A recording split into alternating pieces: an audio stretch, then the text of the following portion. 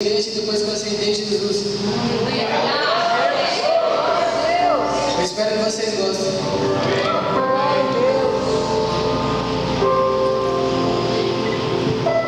Eu vim falar da mudança que encheu meu coração de esperança. E a partir de agora eu sempre vou acreditar, porque o Senhor é meu pastor e nada me faltará, nada. Eu estava perdido, andando por outro caminho. Eu queria rosa, mas nessa estrada eu só achei espinho, foi só espinho. E sem resistir às ofertas do mundo, eu simplesmente errei. Mas eu me arrependi, com a graça de Deus, firme estou aqui.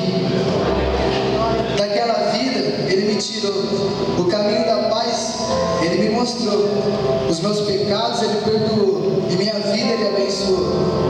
Confesso, eu tenho que agradecer em minha oração, pois daquela vida fez eu esquecer e trouxe paz no meu coração.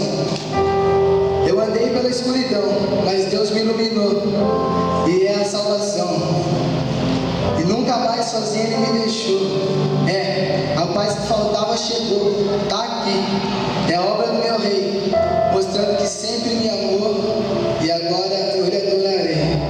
Senhor, eu sou grato por tudo que fez, por ter me guiado, por ter me amado, por ter me perdoado, por sempre estar ao meu lado e por amor ser crucificado.